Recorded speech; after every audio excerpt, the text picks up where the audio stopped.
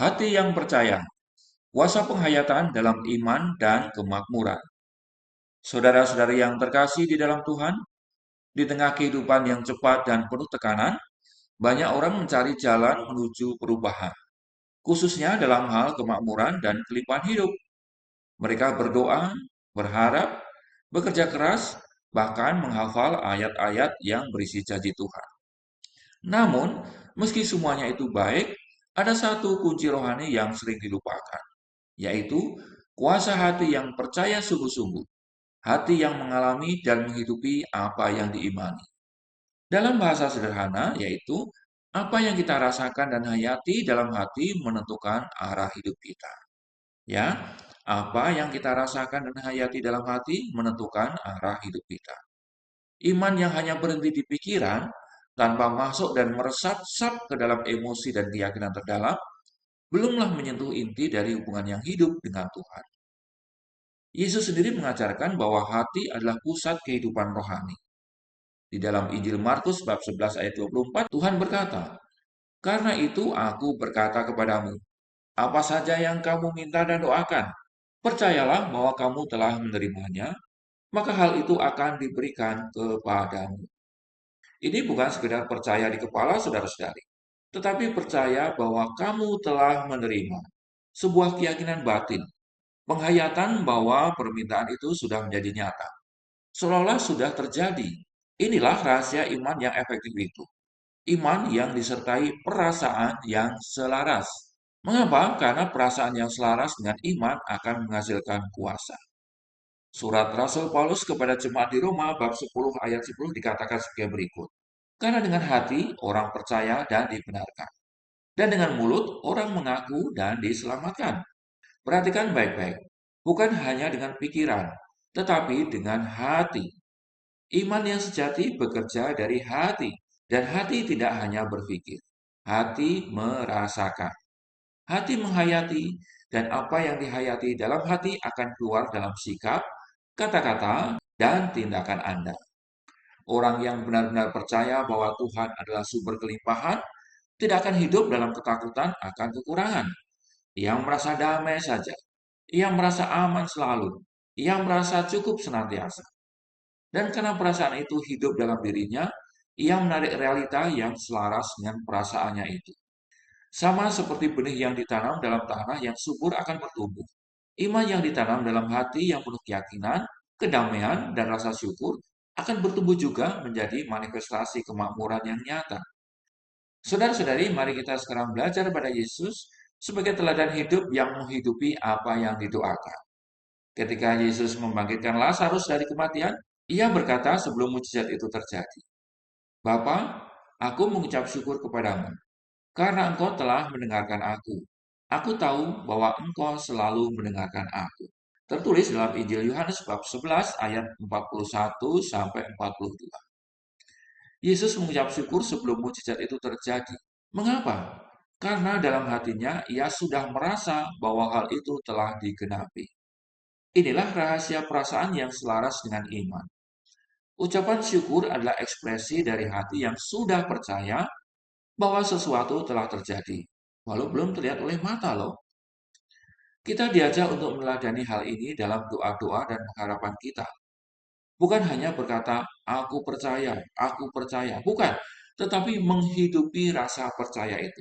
Sungguh-sungguh percaya. Dan membiarkan kepercayaan itu memenuhi perasaan dan membentuk suasana batin kita setiap hari. Makanya kita tahu bahwa apa yang kita rasakan, itulah yang sebenarnya kita undang. Kitab Amsal bab 4 ayat 23 berkata, "Jagalah hatimu dengan segala kewaspadaan, karena dari situlah terpancar kehidupan." Jadi apa yang kita rasakan secara konsisten dalam hati akan mempengaruhi hidup kita. Jika Anda terus-menerus merasa takut akan kekurangan, meskipun Anda berdoa untuk kelimpahan, maka rasa takut itu seringkali menjadi kenyataan yang terus mengikutinya. Sebaliknya, saudara-saudari, bila Anda melatih diri untuk merasa tenang, merasa yakin, dan bersyukur setiap hari, meskipun situasi masih tetap susah ya, maka Anda akan mulai mengalami perubahan nyata. Mengapa demikian? Karena Tuhan tidak hanya melihat apa yang keluar dari mulut kita. Bukan. tetapi Dia melihat hati Anda, dan dari hati itulah kehidupan Anda dibentuk. Karena sejatinya rasa syukur dan sukacita bukan hanya buah dari berkat, tetapi merupakan benih yang mendatangkan berkat lebih lanjut. Nah, selanjutnya mari kita belajar bersama bagaimana membangun perasaan iman lewat disiplin rohani. Tentu, perasaan iman tidak selalu datang otomatis. Diperlukan latihan rohani. Seperti tubuh perlu olahraga agar menjadi kuat. Jiwa kita perlu dilatih juga untuk bisa merasa dengan tepat sesuai dengan iman.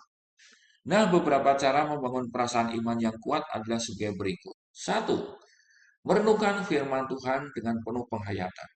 Jangan hanya membaca ayat sambil lalu, tetapi rasakan setiap kata-kata dari ayat itu. Hidupkan dalam imajinasi rohani Anda. Contohnya ya, ketika membaca Mazmur 23, Tuhan adalah gembalaku. Sambil bayangkan diri Anda benar-benar berbaring di padang rumput yang hijau. Hidup Anda dipulihkan, Anda mendapatkan perlindungan, mendapatkan kecukupan rezeki. Biarkan perasaan itu muncul dan hidup. Yang kedua, berdoalah dengan ucapan syukur seolah-olah sudah terjadi. Ucapkan doa dalam bentuk terima kasih. Ya, terima kasih Tuhan karena Engkau telah mencukupkan aku.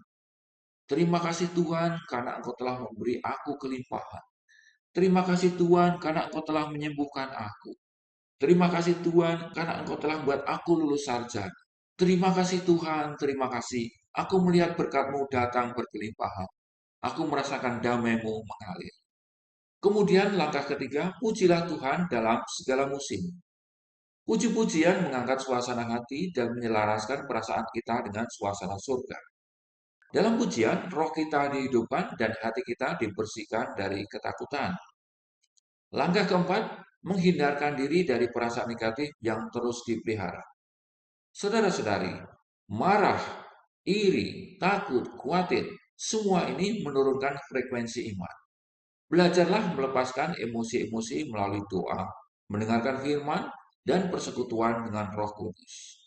Lakukanlah langkah-langkah itu sehingga menjadi satu kesatuan dengan hidup Anda sebagai sebuah skill yang permanen. Saudara-saudari terkasih, sampai di sini kita jadi paham ya, bahwa kemakmuran sejati itu mulainya dari dalam, yaitu dari hati. Surat ketiga Yohanes bab 1 ayat 2 menuliskan, Saudaraku yang kekasih, aku berdoa. Semoga engkau baik-baik dalam segala sesuatu dan sehat, sama seperti jiwamu baik-baik saja. Jadi kemakmuran lahir ya, mengikuti kesehatan jiwa. Jiwa yang sehat adalah jiwa yang dipenuhi damai, sukacita, rasa syukur, dan pengharapan. Jiwa yang penuh iman, bukan hanya dalam logika, tetapi dalam perasaan yang benar-benar selaras dengan janji Tuhan. Itulah sebabnya penting untuk melatih hati kita agar terus merasakan bahwa Tuhan itu dekat, bahwa janji-janjinya nyata, dan bahwa Dia selalu setia. Bukan hanya percaya, tetapi merasakan dan menghidupi janji itu, seakan-akan sudah terjadi. Nah, saudara-saudari terkasih dalam Tuhan, kita sampai di akhir dari pengajaran ini. Saya akan berikan sebuah kesimpulan bahwa perasaan adalah rahasia dari penciptaan. Di dalam terang iman, hati kita bukan sekedar tempat emosi. Hati kita adalah tanah tempat benih iman ditabur. Dan Tuhan menilai dari dalam. Ia tidak hanya mendengar apa yang kita ucapkan saja, tetapi ia membaca, memahami, mengerti perasaan terdalam kita. Ingat, perasaan terdalam kita, perasaan yang ada di dalam hati kita. Karena itu, dalam perjalanan hidup yang diberkati dan makmur, jangan hanya berdoa dengan mulut, jangan hanya berharap, tapi rasakan seolah-olah itu sesuatu yang sudah terjadi. Bukan karena kita sedang membayangkan hal kosong loh, tetapi karena kita percaya kepada Tuhan yang sanggup melakukan jauh lebih banyak dari yang kita doakan atau pikirkan. Sesuai dengan surat yang dikirimkan oleh Rasul Paulus kepada jemaat di Efesus bab 3 ayat 20. Jadi ketika perasaan dan iman Anda menyatu, ketika Anda hidup dengan rasa syukur dan dengan keyakinan bahwa seolah semua janji Tuhan sudah digenapi, maka jalan-jalan akan mulai terbuka. Bantuan-bantuan ajaib akan datang. Kesempatan-kesempatan tak terduga akan muncul. Pintu-pintu akan terbuka dengan sendiri. Karena Tuhan senang melihat anak-anaknya menghayati dan menghidupi janjinya. bukan hanya sebagai harapan di masa depan, tetapi kenyataan yang sudah dipercayai hari ini, atau living in the end. Atau dalam bahasa metafisik itu namanya living in the end result. Saudara-saudariku terkasih, inilah akhir dari pengajaran kita hari ini. Tuhan memberkati, salam kemakmuran, amin, dan shalom.